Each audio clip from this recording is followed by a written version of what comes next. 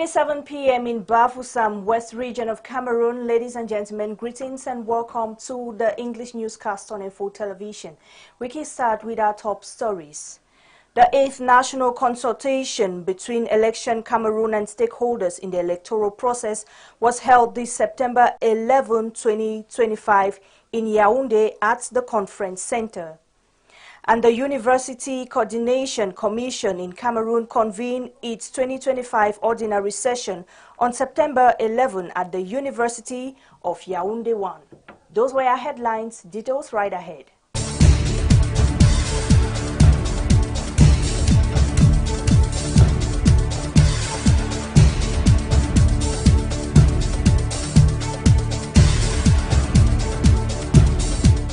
Once more, thanks for joining us. The 8th national consultation between Election Cameroon and stakeholders in the electoral process was held on 11th of September at the Yaoundé Conference Center. The meeting, chaired by Election Board Chair Eno Abrams Egbe, brought together various participants. Here is the report.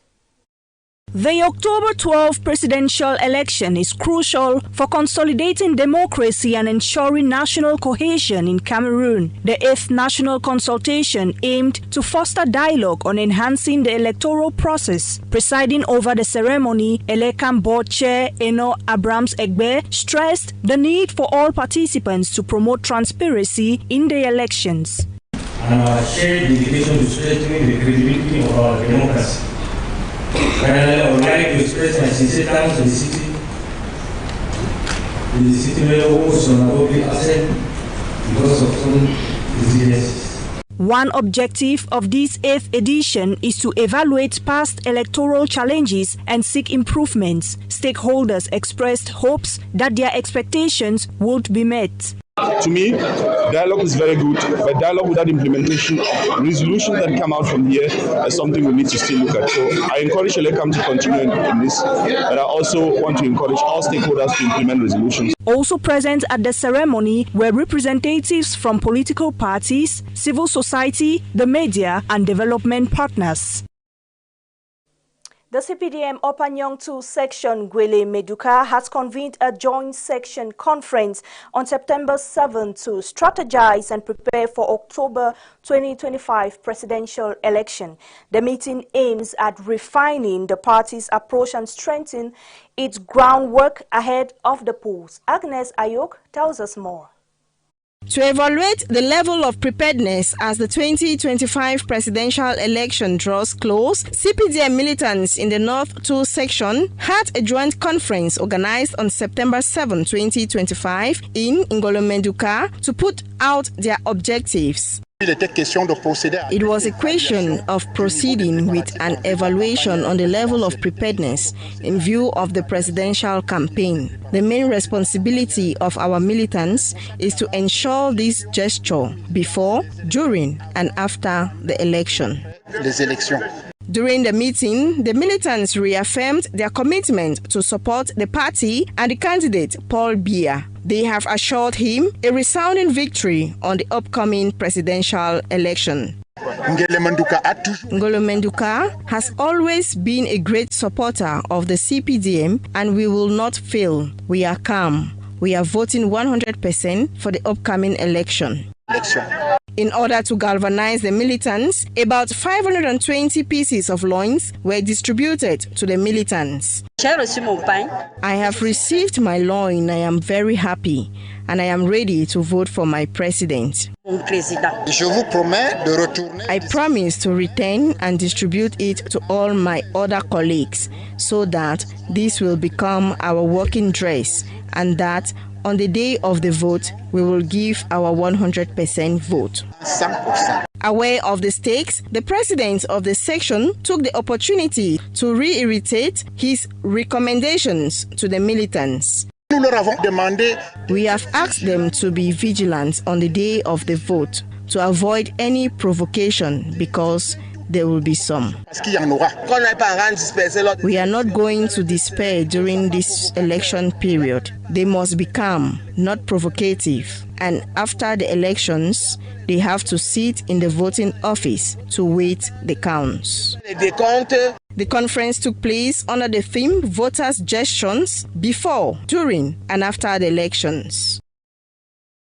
And still in politics, as the presidential polls draw near, traditional rulers from the East region are eager to make their position clear. They were received at the Unity Palace on September 10 by the Minister of State, Secretary General at the Presidency of the Republic, Ferdinand Gongo. Jude Kenji has the details. Traditional rulers from the land of the rising sun, the East region, were received at the Unity Palace this Wednesday, September 10th, 2025, by the Minister of State, Secretary General of the Presidency, Ferdinand Gongo, who also serves as the head of the Strategic Campaign Committee for President Paul Biya. 41 in number and led by His Majesty Bertrand Efundo, they assured the Minister of State, Secretary General of the Presidency of the Republic, Ferdinand Gongo, of their unflinching and unconditional support for the CBDM candidate Paul Biya in the October presidential election. We are here to say to the head of state, His Excellency Paul Biya, that he can count on us. It's a long-lasting support. We have been supporting him later, we are supporting him now, and we remain supporting his action for the development. Men, women, youth, and elders, we are together with him and we will remain as we have done it for many years. We remain with him. In a powerful gesture of allegiance, the rulers presented the symbolic gorilla artifact representing peace and protection to be delivered to President Paul Biya. As people living in the forest, we just look at gorillas, and the male gorilla never gives up. He is always there to protect. He is always there to guide. He is always there to say, to show the right way. And that's because His Excellency Paul Biya must show us the right way, the right direction, the direction of peace, the direction of stability. That's why we gave that artifact to tell him that you are the one in who we believe in the Eastern region, as we call all the other Cameroonians to support him, since we need peace, since we need stability, since we need development. They assured President Paul Biya that he could count on them as the election draws near. Beyond their endorsement, the traditional leaders pledged to be custodians of stability, promising to maintain peace before, during, and after the October 12 presidential election. The audience also saw the presence of Philip Mbarengambua, Minister in charge of special duties of the presidency, and Minister Muhammadu Mustafa, Deputy Secretary General No. 2 of the Presidency of the Republic. Away from politics, let's talk education, as the University Coordination Commission in Cameroon convened its 2025 ordinary session this September 11, 2025 at the University of Yaoundé 1. The session, chaired by the Minister of Higher Education, Professor Jacques Famendongo, brought together heads of state universities to enhance university coordination in Cameroon. Mimi Tiobo throws more light. The University Coordination Commission in Cameroon held its 2025 ordinary session on September 11, 2025 at the University of Yaoundé 1. The meeting was chaired by the Minister of Higher Education, Jacques Famendongo, and included head of the country's state universities along with representatives from various ministries, aiming to enhance university coordination, strengthening collaboration and communication amongst university stakeholders and the government was a key focus. This particular CCU is to examine exactly what solutions, what difficulties they had, and the solutions that each university on issues such as teaching, financing, higher education, the entrepreneurial orientation of studies in the universities. The Commission sought to ensure successful implementation of the action plan with mechanism in place to monitor progress and make adjustment calmly. The Minister of State, Minister of Higher Education, cross-check what has been done in our university, and he's trying to make sure that he can have some recommendation for us, for all the vice chancellors, to make sure that the new year will be as better as the last year. The government used this opportunity to state that the 2025-2026 academic year will be a turning point.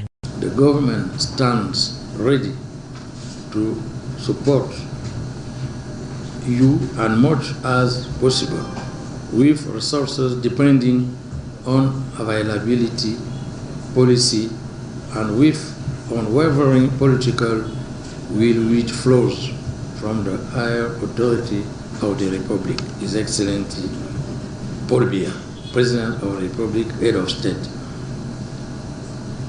Let us seize this moment. Let us make the 2025 to 26 school year a turning point. By convening this meeting, the University Coordination Commission demonstrated its commitment to ensuring a successful 2025-2026 academic year in Cameroon's university. The Info TV headquarters this Thursday, September 11, 2025, received the newspaper publisher of L'Avenir, Zéphirin Koloko. The aim of his visit was to donate didactic materials to the staff of Groupe La Météo. The kind gesture was welcomed by the management of Groupe La Météo, dedicated and represented by Madeleine Karine Biha. Let's watch.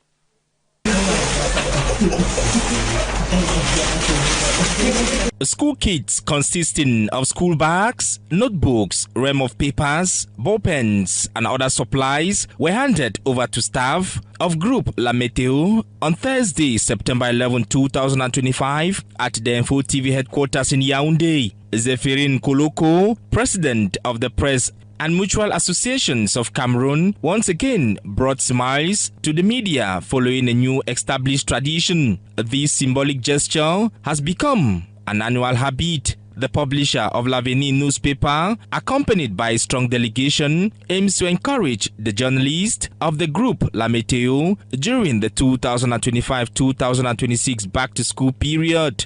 Ça fait également plaisir aux journalistes. We are happy to welcome such a kind gesture to us journalists as well as parents.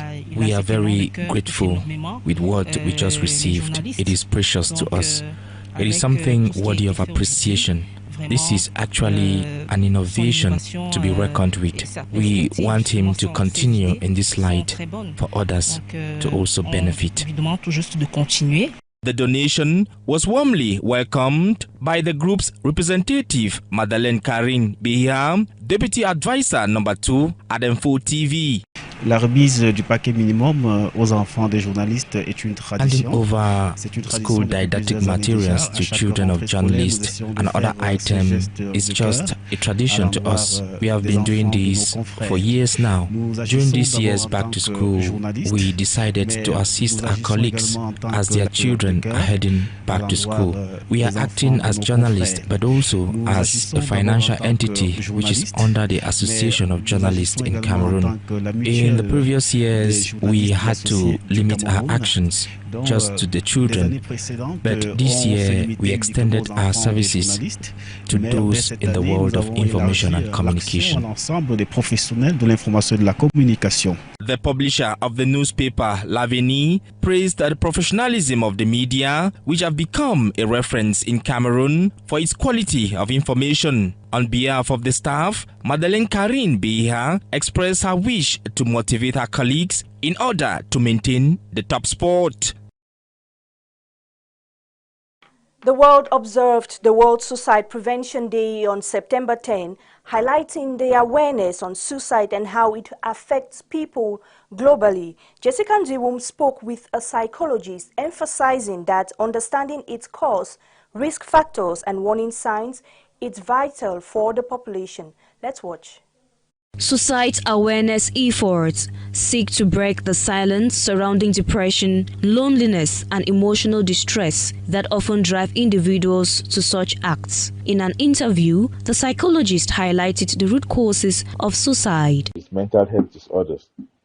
This can include depression, anxiety, bipolar disorder, what they call in French syndrome maniaco-depressive, where somebody is either too happy or too sad, with mood swings. Every time you just get from very happy to very sad, and you can do things by yourself that can cause harm to your system. Trauma and stress. This usually results from also depression due to loss. You can lose some person that you love so much, like you lose your parents or a sibling or something. In funny conditions, you can lose your status by some things, maybe blackmail or whatever thing. You could just lose some you lose financially or professionally or whatever loss that can cause you the time of trauma and stress that you want to commit suicide. They have abuse. When you are abused, like physically or mentally, psychologically, in where you are, it causes a lot of stress and trauma, psychological trauma, and can lead to suicidal tendencies. Understanding these causes, recognizing risk factors, and identifying warning signs are crucial in saving lives. When you have a person that is talking about wanting to die or kill themselves, he needs to look into that very seriously. When you have somebody who is feeling hopeless, useless, and wants to start giving out even their valuable things that they used to cherish so much, they want to give out because they think they don't have any use on it again, it's a very good sign. When people start acting anxious or agitated for every small thing, they want to flare off, they are provoking others to do things that they're not supposed to do, always being on the bad side, it's also a sign of suicidal tendencies. Then you also have the withdrawal from social activities. People who used to take part in certain things like sports, like community work, like meetings and stuff, and then they just isolate themselves. They decide not to. Maybe those who are married, they send away their wives, so they go and live in isolation. They don't want to mix with any person. And then you have people who engage in reckless or self-destructive behavior. Despite the complexities, experts stress the importance of taking precautions to prevent suicide. Recognizing the signs and providing psychosocial support.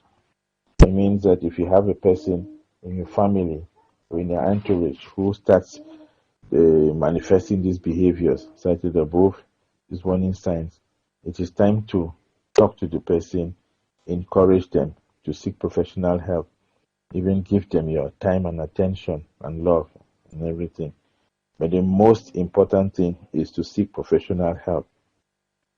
Okay, you encourage the individual to take part in social activities, call a crisis hotline, and see if they can be enrolled in a group that can talk about themselves.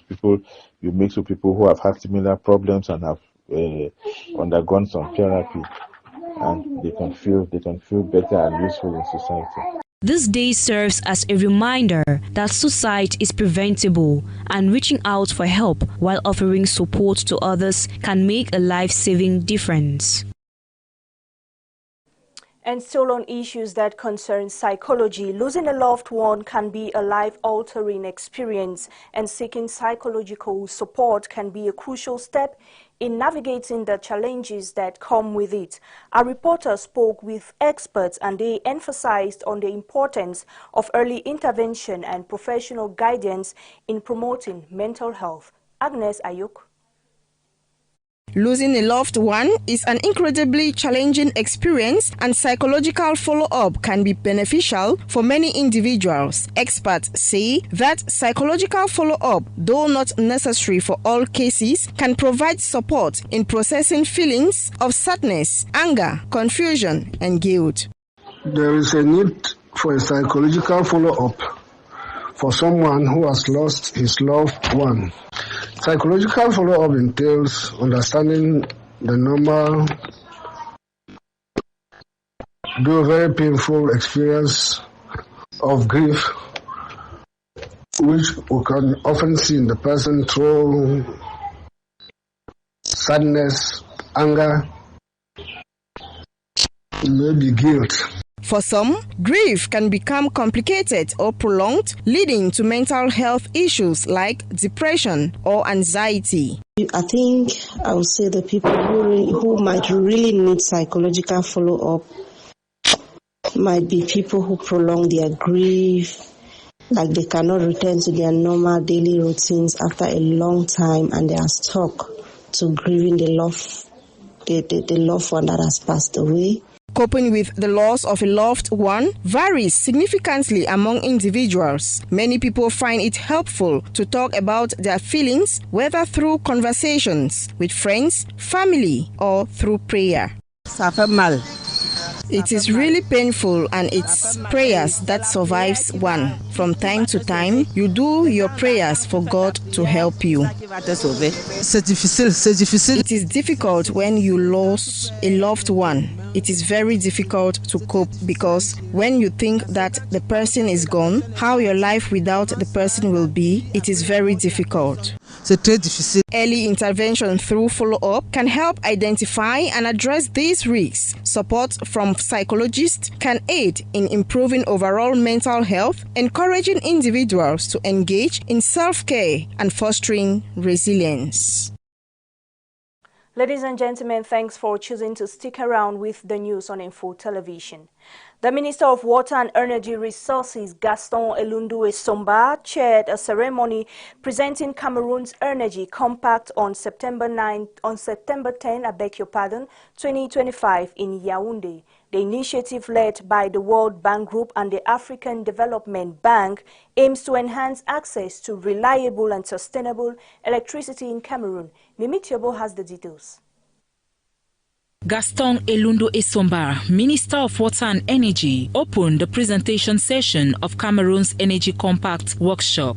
This is a public policy document in which the state commits to implementing a series of reforms and actions aimed at modernizing the electricity sector, strengthening transparency, and securing investment by 2030. The World Bank and African Development Initiative to provide electricity 300 million Africans. And you are loved because Cameroon is one of the countries that chosen it.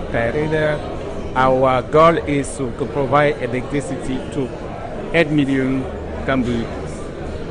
But to achieve is there, have to put in place many measures. We don't never have to take it. This document was developed within the framework of the Mission 300 initiative. According to the World Bank study, nearly 600 million Africans lack access to electricity. To address this situation, the World Bank Group and the African Development Bank, in collaboration with their partners, launched an initiative to connect 300 million people in Africa. Cameroon has thus been admitted into the second phase of the compact. We are committing to institutions together with our partners across the world, paying electricity to 300 million families. And Cameroon is part of the second cohort of countries. There are 90 others. Cameroon, the objective is which is $1 billion. According to the Minister of Water and Energy, between 2020 and 2024, the electricity access rate increased from 65% to 74%, thanks to investors supported by the government with assistance of development partners. Despite this progress, much effort is still required to guarantee reliable energy access for all. We are going to increase the rate of renewable energy in our generation mix. It will be about 10%. Have to increase, have to upgrade what they call our transmission network. It's very, very, very good. Discussions are ongoing amongst all partners to present a more comprehensive energy compact capable of meeting the expectations of both the public and private sectors. Elsewhere, the Senior Divisional Officer of Manu has commended 270 students for their dedication and hard work in the 2025 Manfei Council Holiday Job Program. The effort highlighted the impact of youth involvement in community development, as you tell us in this report, Jessica Ndiwum.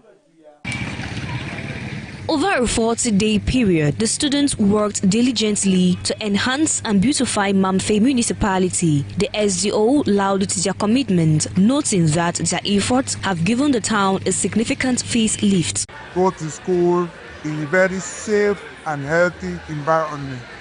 So I thank each and everyone for all our contributions in one way or the other in making this holiday period a very successful and beautiful one all our achieved.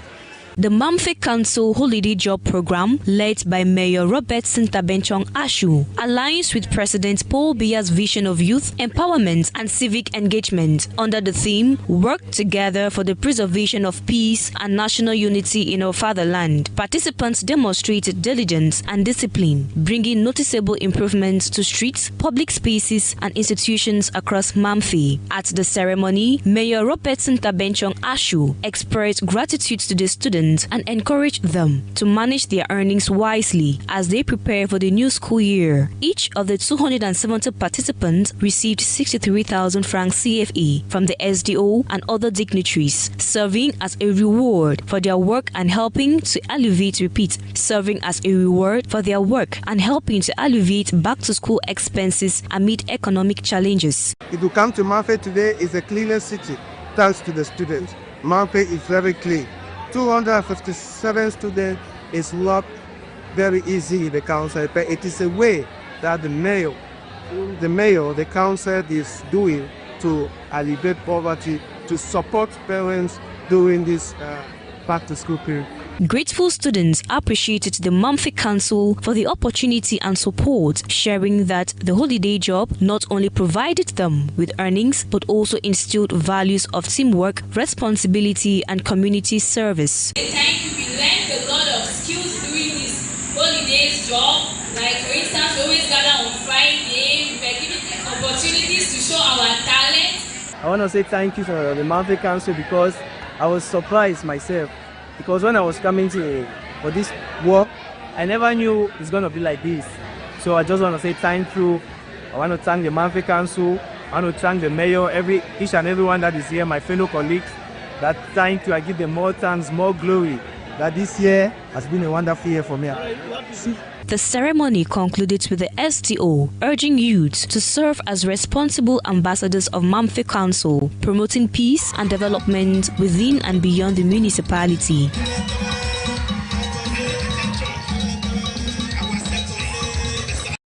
The 16th ordinary session of the Conference of Heads of State began on Wednesday, September 10, 2025 in Bangui, Central African Republic. The opening ceremony gave the Central African President, Faustin Archange Touadéra, a chance to review his accomplishments as head of the regional bloc, as you tell us, Phillips Enchi. The 16th ordinary session of the head of state of the Central African Economic and Monetary Community (CEMAC), unfolding amid a difficult economic context in the sub-region, aims to create a suitable and stable political and economic environment for economic growth while maintaining regional sovereignty. The Bangui summit will also be an occasion for the president of the Central African Republic, Faustin Archange Touadéra, the outgoing CEMAC president, to hand over the chairmanship to his counterpart, the president of Congo, Denis Sassou Nguesso, who will manage the responsibility of presiding over the destiny of the regional bloc. In a speech, host Faustin Archange Touadéra expressed delight at hosting this year's session while providing a summary of his mandate's actions and initiatives undertaken during his term in office. Au cours de cette mandature, in the course of my mandate, during which the Central African Republic had the opportunity and honor to manage the position as the current president of CEMAC, a series of projects were brought to light with strict follow-up. Notably, this includes significant efforts to harmonize sectoral policies, reinforce macroeconomic stability, modernize the sub-regional banking system, implement a common market system, and remove trade barriers. These measures promote the free circulation circulation of people and goods and now constitute a reality in our sub-region. Additionally, there's been an acceleration of infrastructural development in areas like electricity, communication, and more. Head of state within the sub-region, notably Denis Sassou Nguesso of Congo, Theodora Obiangema Mbazogo of Equatorial Guinea, Mohamed Idriss Deby Itno of Chad, Brice Oligui Nguema of Gabon, and the Minister of External Relations, Lejeune Belambela, representative of the President of the Republic of Cameroon, Paul Biya. With a strong conviction in the potential of their economic community, member states expressed confidence in achieving a resilient economy in the days ahead, despite current challenges in the sub-region. And that does it for tonight's edition of the English Newscast. Ladies and gentlemen, thanks very much for your keen attention and remain in the company of our programs. Have a good evening.